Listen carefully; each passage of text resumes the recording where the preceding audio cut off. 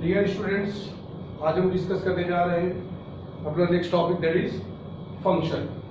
ये chapter second का last topic है फंक्शन, और बहुत इंपॉर्टेंट है, मैथमेटिक्स में बहुत इंपॉर्टेंट है, सेट थ्योरी के लिए बहुत इंपॉर्टेंट चीज है। इसको समझने के लिए हमको पहले रिकॉल करना पड़ेगा। सबसे पहले हमने कार्टेशियन प्रोडक्ट देखा था। कार्टेशियन प्रोडक्ट के बाद हमने कुछ रिस्ट्रिक्शन लगा के उससे रिलेशन बनाया था, यानी कि कोई कंडीशन लगा दिया कुछ एलिमेंट को निकालने के लिए, कुछ एलिमेंट को हटा दिया, कार्टेशियन प्रोडक्ट से कुछ एलिमेंट को हटा दिया, तो उसको हटाने के लिए हमने कुछ रिस्ट्रिक्शन लगाया, तो वो कहलाया रिलेशन। अब रिलेशन से फर्दर हम एक स्टेप आगे बढ़ेंगे, that is called as function. तो डिफिनेशन की बात करते हैं। रिलेशन का नाम यहाँ एफ कहा गया। Relation F is from A to B. Relation F is said to be a function. Relation F is said to B relation F is said to be a function from set A to set B if every element of set A have one and only one image in set B। यानी कि set ए के, जिसको हम relation बना रहे हैं, set ए से set B का रिलेशन बना रहे हैं, सेट ए से सेट बी का रिलेशन बना रहे हैं। अगर हम यहाँ पे मैपिंग करें तो सेट ए को हमने ये कहा, सेट बी को ये कहा, सेट ए से बी का रिलेशन बना रहे हैं, उस रिलेशन का नाम दे दिया हमने एफ। तो ये एफ का फंक्शन कहलाता है। रिलेशन आर से रिप्रेजेंट होता है, अब ये हमने एफ से रिप्रेजेंट किया है, तो ये हमारा रिलेशन का फंक्शन कहलाएगा। उसके लिए कंडीशन क्या है कि सेट ए के सारे element, every element of set A, every element of set A has one and only one image in set B। दो कंडीशन, पहली कंडीशन क्या कह रहा है, सारे एलिमेंट, एवरी एलिमेंट यानी कि सारे के सारे एलिमेंट। दूसरी कंडीशन क्या कह रहा है, उसकी सिर्फ एक इमेज होनी चाहिए, किसमें, सेट बी में। मोर देन वन इमेज नहीं होनी चाहिए, यानी कि एक से ज्यादा इमेज अगर है तो वो फंक्शन नहीं है, रिलेशन हो सकता है, फंक्शन नहीं है। और दूसरी चीज क्या, पहली चीज क्या बोला था उसने कि एवरी एलिमेंट यानी कि सारे एलिमेंट की एक ही इमेज हो, एक से ज्यादा इमेज नहीं हो, और सबकी होनी भी चाहिए। तो इसको एग्जांपल से समझते हैं। ये डिफिनेशन के पार्ट हो गया, एग्जांपल समझ में आ गया तो चीजों में प्रॉब्लम नहीं होगी। तो सिर्फ दो एग्जांपल लेंगे। सेट ना होने की कंडीशन, सेट ना होने की कंडीशन, रिलेशन रहेगा, सेट नहीं रहेगा। अभी हमने 4 एग्जांपल्स लिए, एग्जांपल 1 2 3 4। इसमें में क्लियरली समझ में आ जाएगा कि कब रिलेशन फंक्शन में कन्वर्ट होता है और कब नहीं होता है, यानी कि कौन सा रिलेशन फंक्शन भी कहलाएगा और कौन सा रिलेशन सिर्फ रिलेशन ही रहेगा, फंक्शन नहीं होगा। तो हमने पहली कंडीशन क्या पढ़ी थी कि एवरी एलिमेंट ऑफ सेट ए से बी है, सारे रिलेशन ए से बी, ए टू बी। तो एवरी एलिमेंट ऑफ सेट ए यानी कि सारे के सारे एलिमेंट सेट ए के कवर होने चाहिए। तो देखिए इसमें 1 2 3 कवर है, इसमें 1 2 कवर है, 3 नहीं कवर है, तो ये अपने आप चला गया, यानी कि not a function, not a function. Relation है, फंक्शन नहीं, नॉट अ फंक्शन। इसमें आए 2 इनपुट, दोनों कवर है, 1 2 3 4 सारे के सारे कवर है, तो ये गया। फिर दूसरी कंडीशन क्या कहा था कि एक इनपुट की एक ही इमेज होनी चाहिए, मोर देन वन इमेज नहीं होनी चाहिए। तो देखिए 1 का आउटपुट 4, एक ही इमेज है, 2 का सिर्फ एक इमेज है 5, 3 की सिर्फ एक इमेज है 6, यानी कि ideal condition, this is a function. ये तो चला गया, इसको चेक करने की जरूरत नहीं है। फिर इसमें आए, देखिए इनपुट कितना है 1 की इमेज क्या है, 4 भी है और 5 भी है, 1 के 2 आउटपुट है, एक इनपुट का 2 आउटपुट, तो that means not a function, ये फंक्शन नहीं है, नॉट अ फंक्शन। अच्छा, यहां पर आएंगे, ये सबसे इंपॉर्टेंट एग्जांपल्स में से आ जाता है। देखिए इनपुट है 1, आउटपुट कितना 2, इनपुट है 2, आउटपुट कितना 2। एक इनपुट का 2 आउटपुट नहीं हो सकता, मगर 2 इनपुट का एक आउटपुट हो सकता है, that means it is a function, it is a function.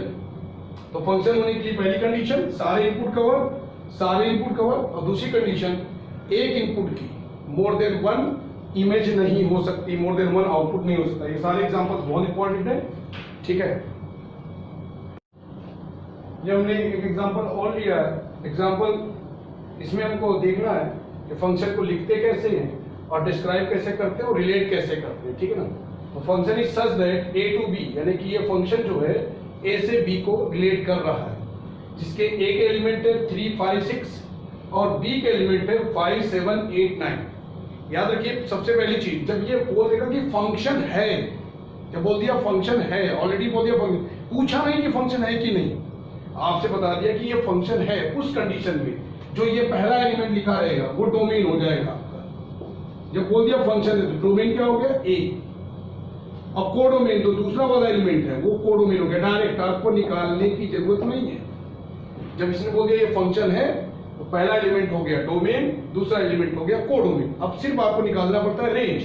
तो रेंज के लिए हमने क्या कहा था आपसे, जो इनपुट के करस्पॉन्डिंग आउटपुट मिल रहा है, जैसे 3 के करस्पॉन्डिंग 5 मिल रहा है, 5 के 7, 6 के 8, तो ये जो करस्पॉन्डिंग आउटपुट्स हैं इनपुट के corresponding, that is the range. तो रेंज में आपसे बात करूं तो क्या हो जाएगी, तो रेंज हो गई आपकी 5, 7, 8, ये हो गई आपकी range. Function is such that A to B, अब x जो उसका एलिमेंट है, x is the element of set A, set A का एलिमेंट होना चाहिए। और ये जो फंक्शन है वो किस कंडीशन के तरीके से डिस्क्राइब किया गया है, f of x equal to x plus 2, यानी कि जो इनपुट है उसमें 2 ऐड करते जाइए तो आपको आउटपुट मिलता जाएगा। तो पहला इनपुट है 3 रखा, 3 प्लस 2 5 मिल गया। दूसरा इनपुट है 5 रखा, 5 प्लस 2 7 मिल गया। उसके बाद इनपुट है 6 प्लस 2 मिल गया, आउटपुट 8। उसके बाद कोई इनपुट है नहीं। हाँ, मैंने आपसे कहा था सारे इनपुट कवर होने चाहिए, आउटपुट में कुछ छूट गया तो कोई प्रॉब्लम नहीं, इनपुट नहीं छूटना चाहिए। तो आपकी कोडोमेन क्या होगी 5, 7, 8, 9 और रेंज क्या है सिर्फ 5, 7, 8, ठीक है, इसमें कंफ्यूजन नहीं। Domain direct 3, 5, 6, codomain direct 5, 7, 8, 9। ये फंक्शन का लिखने का तरीका है। छोटे छोटे एग्जांपल्स है इसमें एनसीईआरटी में, जैसे एग्जांपल नंबर 10 है, late n be the set of natural number and the relation r be defined on the n such that r is equal to x comma y such that y is equal to 2x. x and y is the element of n. What is the domain, codomain and range of r in this? Is this relation a function? ये आपका example number 10 दिया हुआ है। उस relation के element जो x comma y है वो इस कंडीशन के तरीके से बताए गए हैं कि जो आउटपुट होगा वो इनपुट से हमेशा कितना मल्टीप्लाई होगा 2, और इनपुट और आउटपुट दोनों किसके एलिमेंट है, दोनों को दोनों नेचुरल नंबर के एलिमेंट है। यानी कि अगर हम बात करें तो this relation is describe from n to n, ठीक है, रिलेशन है। लास्ट में पहले तो डोमेन, कोडोमेन और रेंज पूछा है रिलेशन की, ठीक है ना, और उसके बाद पूछा है is this relation a function. चलिए तो स्टार्ट करते हैं, चेक करना। तो सबसे पहली बात डोमेन, कोडोमेन, रेंज पूछा है, तो रिलेशन जो है फंक्शन, जो ये इधर जो लिखा हुआ है अगर ऐसे लिख दिया गया तो जो ये इस तरफ है ये पूरा का पूरा क्या बन जाएगा, ये पूरा का पूरा डोमेन बन गया, ये पूरा का पूरा कोडोमेन बन गया। अब करेस्पॉन्डिंग इनपुट से रखना शुरू करते हैं। तो आर का जब हम इनपुट x की वैल्यू नेचुरल नंबर, पहला नेचुरल नंबर 1 को रखा 2 into 1 तो 1, 2 रखा तो 2, 4, 3 रखा तो 3, 6, 4 रखा तो 4, 8 डॉट डॉट। तो आप गौर से देखें सारे के सारे इनपुट कवर हो रहे हैं, कोई भी इनपुट छूट नहीं रहा। देखिए इनपुट 1, 2, 3, 4, क्योंकि ये मना ही नहीं कर रहा है, ये मना ही नहीं कर रहा। अगर ये मना करता तो हमारा ये क्या होता, फंक्शन ना होता, इनपुट कवर हुआ रहा। और हर इनपुट के लिए सिर्फ एक इमेज है, 1 के लिए 2 है ना, 1 के लिए कुछ और नहीं आ सकता, 2 के लिए 4 है, 2 के लिए अब कुछ और नहीं आ सकता, 3 के लिए 6 है, 4 के लिए, हर इनपुट के लिए अलग अलग इमेज है, हर इनपुट के लिए अलग अलग, सारे इनपुट कवर और हर इनपुट के लिए अलग अलग। So it is a function. अच्छा, लास्ट रेंज का पूछा, देखिए आउटपुट क्या क्या आ रहे हैं 2, 4, 6, 8, ये सब सारे नंबर क्या है, इवन नंबर्स। तो रेंज हो गई इवन पॉजिटिव नंबर्स या इवन नेचुरल नंबर्स, ठीक है, हो गया आपका क्लियर। एग्जांपल नंबर 10, अब हम बात करने जा रहे हैं कि ग्राफिकल एनालिसिस की, कि ग्राफ को देखकर हम कैसे बता सकें कि ये फंक्शन है कि नहीं है, ठीक है ना। तो चलिए स्टार्ट करते हैं। देखिए मैंने दो ग्राफ यहाँ पर बनाए हुए हैं, दोनों ग्राफ पैराबोला के जो आपके सिलेबस में है क्लास 11 के, आगे चल के हम पढ़ेंगे। तो पहला वाला जो ग्राफ रिप्रेजेंट कर रहा है वो है y square equal to 4ax का, 4ax, y square equal to 4ax। ये कांस्टेंट वैल्यू है 4a, इसको हमने यहाँ पे 1 पुट कर दिया है, 4a की वैल्यू को हमने यहाँ पे 1 पुट कर दिया, तो y square equal to x हो गया है, y square equal to x। और ये दूसरा वाला graph y equal to x square का ग्राफ है, यानी कि x square equal to 4ay, x square equal to 4ay का ग्राफ है, x square equal to 4ay। इस 4a को हमने 1 पुट कर दिया है, ठीक है ना। तो ये दो ग्राफ है, आप बस ग्राफ को देखिए, ये किसकी इक्वेशन है ये आपको आगे चल के आपके प्रैक्टिस में आ ही जाएगा, क्योंकि ये आपके सिलेबस में है, ठीक है ना। इसको इसलिए बताया ताकि आपको डिफरेंस समझ में आए कि ऐसा हो क्यों रहा। देखिए एक्स एक्सिस पे इनपुट होता है, एक्स एक्सिस पे इनपुट होता है, वाई एक्सिस पे आउटपुट होता है। तो अगर हमने मान लीजिए इनपुट एक्स की वैल्यू के यहाँ ले लिया 2, तो अब इसके करस्पॉन्डिंग हम देखें आउटपुट में क्या क्या मिल रहा है। देखिए एक आउटपुट यहाँ मिल रहा है, एक आउटपुट यहाँ मिल रहा है। अगर हमने इनपुट को मान लीजिए ले लिया 2, या इनपुट को मान लीजिए हमने 4 ले लिया, 4 ले लिया ज्यादा अच्छा, तो हम देखें इसके करस्पॉन्डिंग दो आउटपुट मिल रहा है, यहाँ पे मिल रहा है, यहाँ पे मिल रहा है। तो हमने आपसे क्या बताया था, फंक्शन होने के लिए पहली कंडीशन क्या थी कि सारे इनपुट कवर होने चाहिए, और दूसरी कंडीशन क्या थी कि एक इनपुट का दो आउटपुट नहीं होना चाहिए, यानी मोर देन वन आउटपुट नहीं होना चाहिए। एक इनपुट का ये क्या हो गया, मोर देन वन आउटपुट हो गया, यानी कि this is not a function. यहां से भी आप देख लीजिए, अगर मैं यहाँ पे x की वैल्यू को 4 रख दूं, y equal to under root of 4, under root 4 की value y equal to plus minus 2, यानी कि कितने आउटपुट हो गए, आपके दो आउटपुट हो गए। इनपुट कितना था, 1 था, मगर आउटपुट कितने हो गए, 2। तो अब आपको याद रखना है कि अगर आप ग्राफ को चेक कर लें, तो ग्राफ को चेक करने का सबसे आसान तरीका कि फंक्शन है कि नहीं, आप y एक्सिस के पैरेलल लाइन ड्रॉ करिए, y एक्सिस के पैरेलल लाइन ड्रॉ करिए। अगर वो आपके ग्राफ को मोर देन वन टाइम कट करती है, अगर वो आपके ग्राफ को मोर देन वन टाइम कट करती है, मोर देन वन टाइम कट करती है, तो वो फंक्शन नहीं है, नॉट अ फंक्शन। क्या करना है, हमें y एक्सिस के पैरेलल लाइन ड्रॉ करना है। अगर वो आपके ग्राफ को मोर देन वन टाइम कट करती है, that means it is not a function, ठीक है। यहां पर आते हैं, यहां देखिए हमने इनपुट लिया ये, तो एक आउटपुट मिला, हमने इनपुट लिया ये, तो ये आउटपुट मिला, हमने इनपुट लिया ये, तो ये आउटपुट मिला। अब देखिए ये इनपुट और ये इनपुट, मान लीजिए ये इनपुट हमने रखा है 2 और ये इनपुट रखा है -2, मगर आउटपुट यानी कि दोनों की हाइट गौर से देखें तो सेम है, तो कोई प्रॉब्लम नहीं है। दो इनपुट का एक आउटपुट हो सकता है, दो इनपुट का एक आउटपुट हो सकता है, मगर एक इनपुट का दो आउटपुट नहीं हो सकता। यानी कि अगर मैं यहाँ पे x की वैल्यू को 2 रखूं, तो y equal to 2 square that is 4, और x की वैल्यू को -2 रखूं, तो y इक्वल टू -2 का स्क्वायर अगेन इट इज 4। मगर क्या हुआ, इनपुट तो चेंज हो गया ना। हमने क्या कहा था आपसे कि एक इनपुट का दो आउटपुट नहीं हो सकता, दो इनपुट का एक आउटपुट हो सकता है। और इसको हम चेक करने का तरीका भी आपसे क्या बताया कि y एक्सिस के पैरेलल लाइन ड्रॉ कर दीजिए। वो देखिए ये आपके ग्राफ को हर बार कितनी बार कट करेगी, एक ही बार कट करेगी। देखिए एक बार वन टाइम कट कर देखिए, अगर more than one time cut की that means it is not a function. हाँ, अब कोई कहे सर अगर इसको इतना इरेज कर दें तो क्या ये फंक्शन हो जाएगा, बिल्कुल फंक्शन हो जाएगा। देखिए ये पूरा फंक्शन है, ठीक है, तो आप इतना हटा देंगे तो ये फंक्शन हो जाएगा। ग्राफ होपफुली ग्राफिकल एनालिसिस आपको समझ में आ गया। अब कुछ स्पेशल टाइप के फंक्शंस देखते हैं और उसका ग्राफ देखते हैं। जैसे पहला फंक्शन है आइडेंटिटी फंक्शन। आइडेंटिटी फंक्शन क्या कहता है कि जो भी हम इनपुट रखेंगे वही हमें आउटपुट मिलेगा। अगर इनपुट हमने 1 रखा तो आउटपुट भी क्या मिलेगा, 1 मिलेगा। याद रखिए f ऑफ x और y दोनों सेम चीज है, both are output, both are output. f of x and y both are same, और वो रिप्रेजेंट होता है किस पर, y एक्सिस पर। हाइट उसको रिप्रेजेंट करती है, हाइट बताएगी कि आउटपुट कितना है, और x एक्सिस बताएगा क्या कि हमने क्या इनपुट रखा है।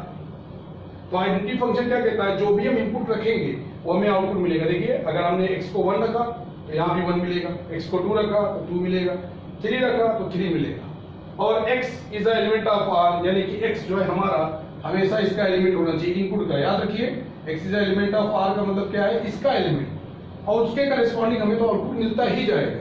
हालांकि ये लिखने की जरूरत नहीं है, क्योंकि हमने जब ये बोल दिया कि ये फंक्शन है, जब हमने यहाँ बोल दिया कि इट इज अ फंक्शन, क्या नाम दिया, आइडेंटिटी फंक्शन, तो ये क्लियर हो गया कि जो जो इसके अंदर रखा जाएगा इसके अंदर वो सब इसी से आएगा।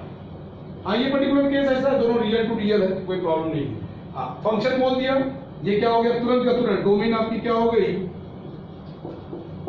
All real values. दूसरी वाली चीज क्या होती है आपकी, मैंने आपसे बता चुका हूं, ये आपकी हो गई codomain, all real value. Range आपको निकालनी पड़ती है, रेंज देखना पड़ेगा इनपुट के करस्पॉन्डिंग क्या क्या मिल रहा है। देखिए इनपुट के करस्पॉन्डिंग ये वैल्यू मिली, ये मिली, ये मिली, ये मिली, तो आप देख रहे हैं कि जो जो इनपुट रख रहे हैं वही क्या मिल रहा है, वही तो आउटपुट मिल रहा है। और इनपुट रख क्या रहे हैं, सारी रियल वैल्यूज, तो आउटपुट भी क्या मिलेगा, सारी रियल वैल्यूज, यानी कि इस कंडीशन में रेंज भी क्या है, ऑल रियल वैल्यूज। तो सारी चीजें आर आर आर, ये हो गया आइडेंटिटी फंक्शन।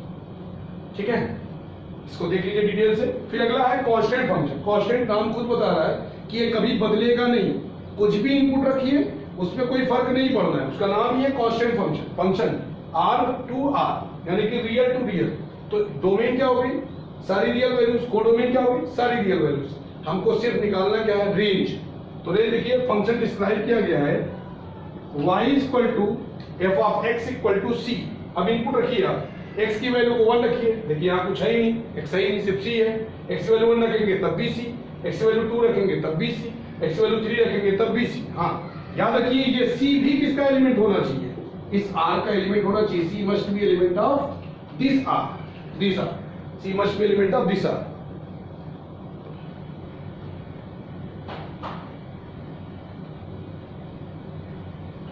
तो अब यहाँ पे अगर 1 रखें तब भी सी, 2 रखें तब भी सी, -1 रखें तब भी सी। देखिए इसका ग्राफ यहाँ बना हुआ है, अगर हमने 0 रखा तब भी सी, 1 रखा तब भी सी, -1 रखा तब भी सी, यानी कि हर बार ये क्या देगा, सी ही देगा। तो इस कंडीशन में हमारी डोमेन हो गई आर, कोडोमेन हो गई आर, और रेंज हो गई कितनी, range is just see. Set रहेगा, याद रखिएगा। अच्छा, अब कहेंगे सी सर ऊपर ही क्यों है, सी की वैल्यू डिपेंड करती है, अगर पॉजिटिव है तो एक्स एक्सिस के ऊपर है, नेगेटिव है तो एक्स एक्सिस के नीचे है, और अगर जीरो है तो एक्स एक्सिस पे लाई करेगी। ठीक है ना, वो तो सी की वैल्यू पे डिपेंड करता है। सी हमेशा रियल होना चाहिए, रियल पे ऊपर भी हो सकती है, पॉजिटिव भी हो सकती है, निगेटिव भी हो सकती है और न्यूट्रल भी हो सकती है। तो ये दो ग्राफ हो गए आपके। अगला हमारा है पॉलिनोमियल फंक्शन। पॉलिनोमियल का मतलब आप जानते ही पहले से, क्लास लोअर क्लास से, कि जिसमें x की पावर क्या हो, वेरिएबल की पावर क्या हो, होल नंबर हो। हमने एक एग्जांपल में यहाँ पे एक्स स्क्वायर ले लिया है, एक्स स्क्वायर में एक्स स्क्वायर का ग्राफ हम पीछे भी एग्जांपल में आपको बता चुके, ये एक्स स्क्वायर का ग्राफ बनाया हुआ है। ठीक है, एक्स की वैल्यू 0 रखेंगे तो 0 0, एक्स की वैल्यू 0 तो y की वैल्यू भी 0, एक्स की वैल्यू 1 तो y की वैल्यू भी 1, x की वैल्यू -1 तो y की वैल्यू 1, और x की वैल्यू 2 तो y की वैल्यू 4। ठीक है, ऐसे ग्राफ आपका बनता जाएगा। तो आप गौर से देखिए इसको, ये आपका ग्राफ बना है। ठीक है, प्लॉट कर सकते हैं आप, यहाँ पे x की वैल्यू रखते जाइए, यहाँ पे आउटपुट निकालते जाइए, y की वैल्यू करस्पॉन्डिंग मिलती जाएगी। x की वैल्यू 0 रखा तो y मिला 0, x की वैल्यू 1 रखा तो y मिला 1, x की वैल्यू -1 रखा फिर भी y +1 मिलेगा, क्योंकि स्क्वायर है, फंक्शन क्या स्क्वायर का है। ठीक है ना, तो अब गौर से देखें, ऐसे लिखा हुआ है तो ये हो गई आपकी डोमेन, ये हो गई आपकी कोडोमेन, और रेंज आपको देखना पड़ेगा करस्पॉन्डिंग आउटपुट क्या मिल रहा है। देखिए ग्राफ आपका नीचे है ही नहीं, ग्राफ आपका नीचे है ही नहीं। ग्राफ कहां से स्टार्ट हुआ है, 0 से स्टार्ट हुआ और चढ़ता जा रहा है। किस तरफ चढ़ता जा रहा है, पॉजिटिव रियल नंबर की तरफ, यानी कि पॉजिटिव रियल नंबर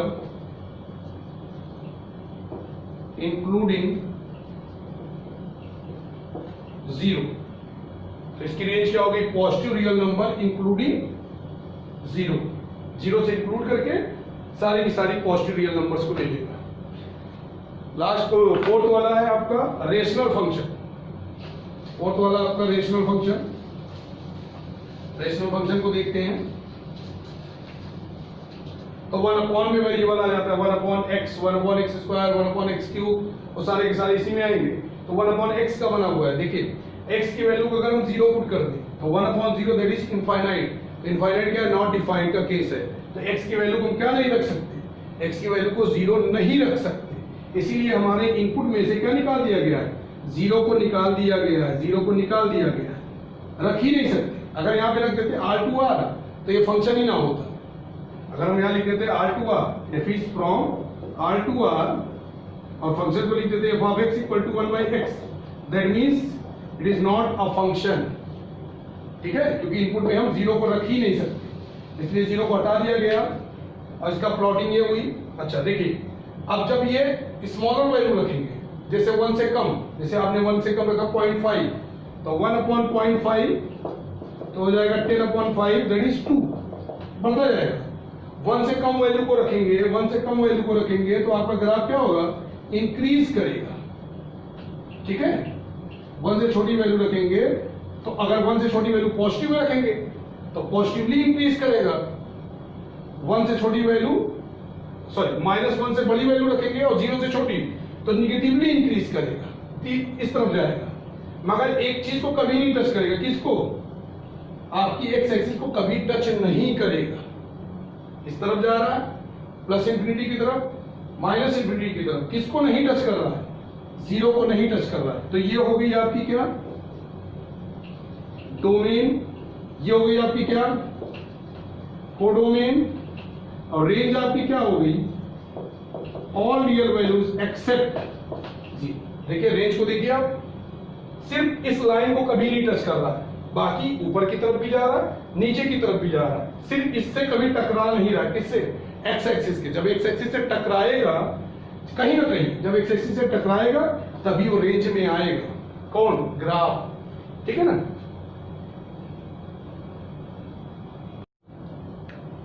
अगला ग्राफ है हमारा द मॉडुलस फंक्शन।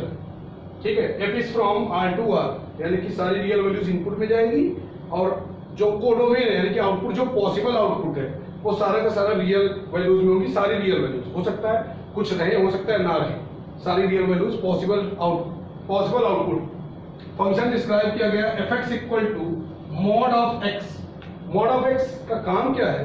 जो भी इनपुट मिले उसे वो पॉजिटिव कर दे। अगर पॉजिटिव मिला तो पॉजिटिव ही देगा, और अगर निगेटिव मिले तब भी आउटपुट में क्या देगा?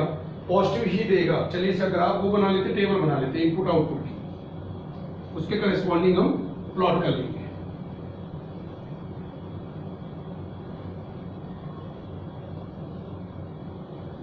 ठीक है, x की वैल्यू यहाँ पे x, यहाँ पे f ऑफ x यानी कि आउटपुट, जिसको हम y बोलते हैं, और इस कंडीशन में मॉड x है। ठीक है, x को 0 रखा तो यहाँ पे 0 आया, मॉड 0 की वैल्यू 0। ठीक है ना, न्यूट्रल को न्यूट्रल ही देगा। +1 रखा तो ये तो पॉजिटिव है ही है, 1 दे दिया। 2 रखा 2 दे दिया। ठीक है, 3 रखा 3 दे दिया। -1 रखा -1। अब x की जगह ये यहाँ पे आ गया y ऑफ मॉड ऑफ -1। -1 की वैल्यू कितनी? 1। मॉड का काम क्या है? जो भी आउटपुट मिलेगा उसको क्या कर देगा? वो पॉजिटिव कर देगा। ठीक है, -1 मिला तो 1, -2 मिला तो 2, -3 मिला तो 3। चलिए प्लॉट करते हैं। 0 पे 0, 1 पे 1, 2 पे 2, 3 पे 3, -1 पे 1, -1, -2 पे 2, -3 पे 3।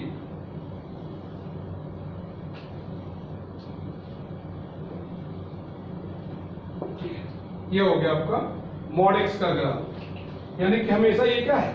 x एक्सिस के ऊपर है, यानी कि हमेशा ये क्या है?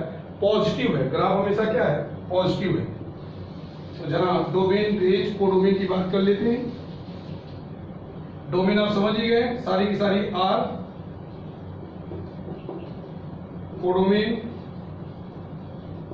पूरा का पूरा ये वाला R। रेंज, रेंज क्या है? हमेशा एक्स एक्सिस के ऊपर, यानी कि हमेशा पॉजिटिव है। किसको लेगा? 0। तो पॉजिटिव रियल नंबर इंक्लूडिंग जी, positive real number including zero. ठीक है, ये हो गया मॉडुलस फंक्शन। इसका मॉड एक्स की ओपनिंग कैसे करते हैं, मॉड एक्स की ब्रेकिंग, मॉड एक्स को ब्रेक करते हैं x when x is greater than or equal to zero, minus x when x less than zero. ये मॉड एक्स की ब्रेकिंग देख लीजिए, जब x की वैल्यू पॉजिटिव होगी तो ये मॉड x खुलेगा किसके साथ, प्लस x के साथ। जब x की वैल्यू निगेटिव होगी तो ये खुलेगा किसके साथ, माइनस x के साथ। अब ये प्लस और माइनस बनाता कैसे देख लीजिए, अगर आपने x की वैल्यू को 2 रखा तो 2 क्या है, पॉजिटिव वैल्यू है, तो इसमें आ जाएगा, तो +2 मिल गया।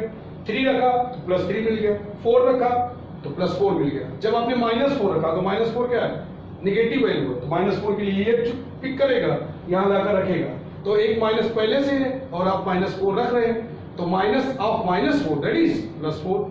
आपने -3 रखा तो -3 किस पे आएगा, इस पर आएगा, तो माइनस ऑफ -3 +3। ठीक है ना, तो इस तरीके से वो हर बार क्या करेगा, प्लस बनाता जाएगा, हर बार मॉड एक्स क्या करेगा, प्लस बनाता जाएगा। मॉड एक्स की ब्रेकिंग को एक बार और समझ लेते हैं ताकि आपको कंफ्यूजन ना हो। मॉड एक्स टूटेगा प्लस एक्स के साथ जब एक्स की वैल्यू क्या हो, पॉजिटिव, और माइनस एक्स के साथ खुलेगा कब, जब एक्स की वैल्यू क्या हो, निगेटिव हो। और हर बार बनाता क्या है, हर बार ये आउटपुट क्या देगा, हमेशा ये देगा पॉजिटिव आउटपुट। कैसे, चेक कर लेते हैं। एक्स की वैल्यू को मान लीजिए आपको 3 रखना है, तो 3 क्या है, 0 से बड़ा है, 0 से बड़ा का मतलब इसमें पुट करेंगे, तो यहाँ आया, इसने बताया कि यहाँ पर आइए, इसने बताया कि यहाँ पर रखिए, यहाँ पर रखिए, तो mod x equal to +3 equal to how much, 3। ठीक है, x की वैल्यू को -2 पुट करिए, और -2 क्या है, 0 से छोटी वैल्यू है, निगेटिव वैल्यू है, निगेटिव वैल्यू की वजह से यहाँ आया।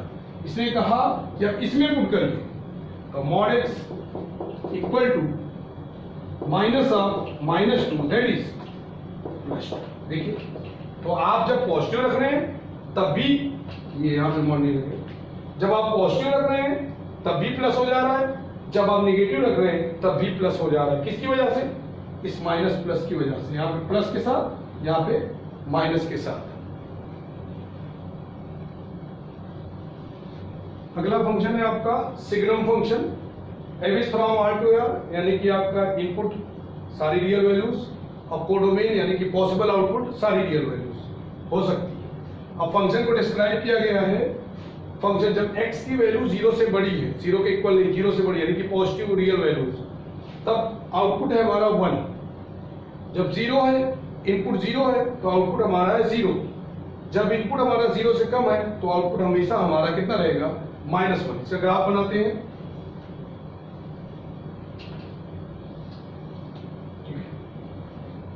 0 पे 0 यानी कि ये पॉइंट।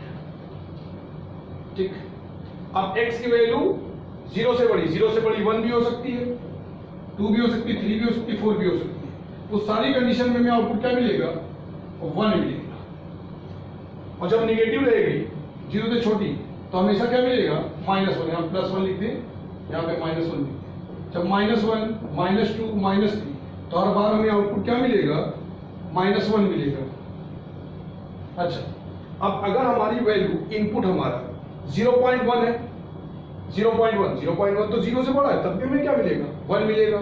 0.2 है तब भी क्या मिलेगा, 1 मिलेगा। 0.11 है, 0.000001 है, तब भी हमें आउटपुट क्या मिलेगा, 1 ही मिलेगा। तो यानी कि एग्जैक्टली 0 पे 0 मिलेगा, उसके बाद वाले में +1 और पहले वाले में -1, यानी कि हमें ओपन इंटरवल लगाना पड़ेगा, जो हमने चैप्टर 1 पढ़ा है। तो यहाँ पे हम ओपन इंटरवल कर देंगे, यहाँ पे भी ओपन इंटरवल कर देंगे। ठीक है, ओपन इंटरवल ये बता रहा है कि यहाँ पे वैल्यू नहीं है, इसके जस्ट बाद है, और ये बता रहा है यहाँ पर वैल्यू नहीं, इससे जस्ट पहले है। ठीक है, बन गया हमारा ग्राफ x y = fx।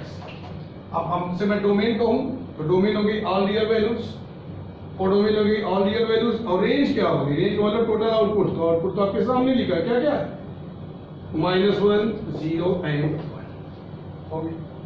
बहुत इंपॉर्टेंट है।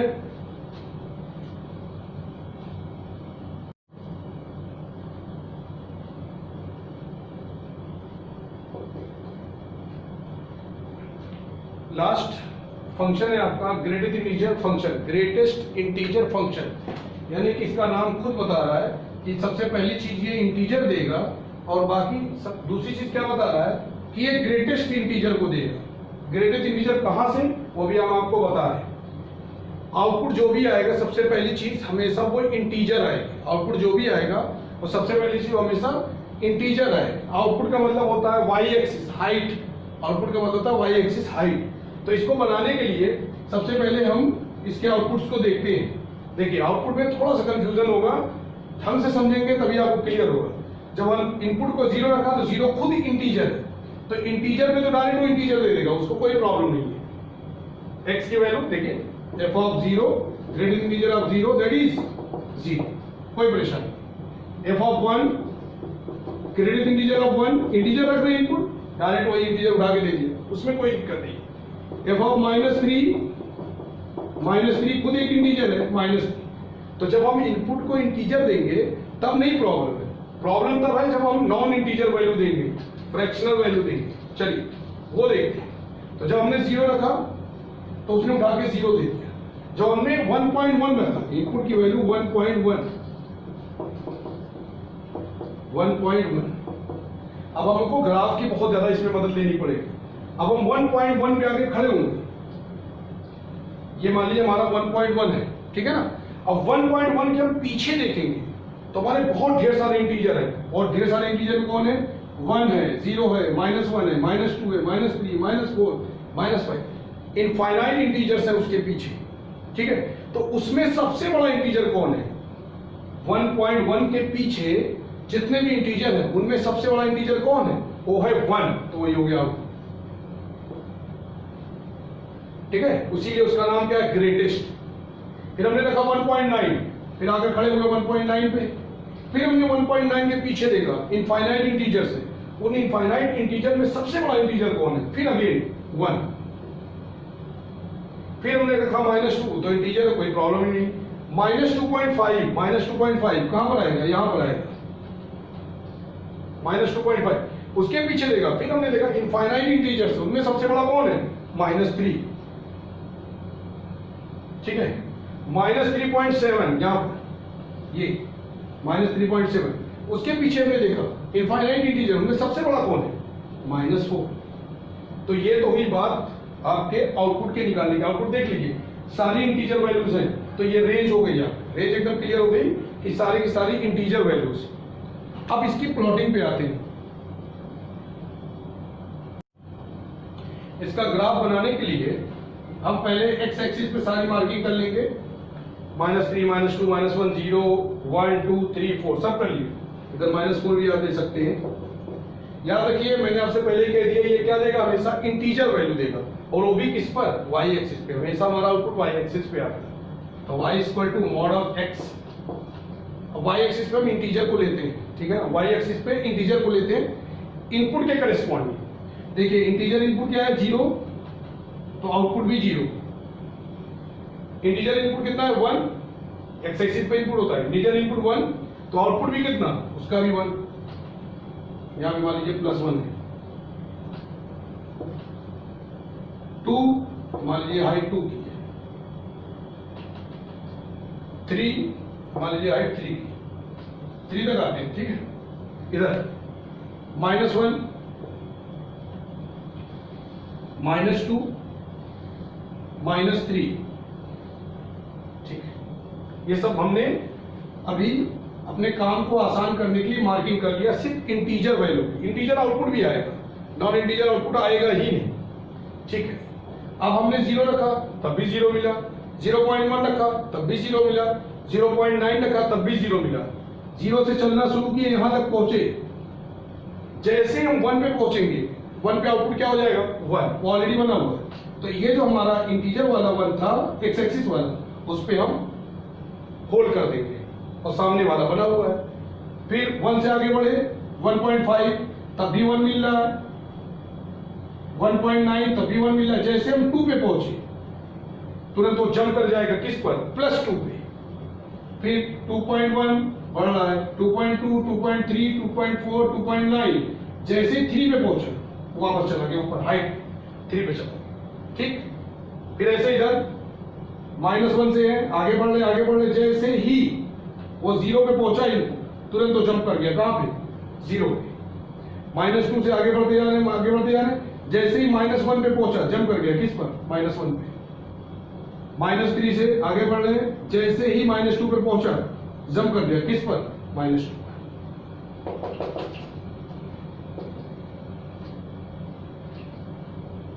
ठीक है, तो डोमेन हो गई ऑल रियल वैल्यूज, कोडोमेन हो गई all real values, range only integers, positive negative both.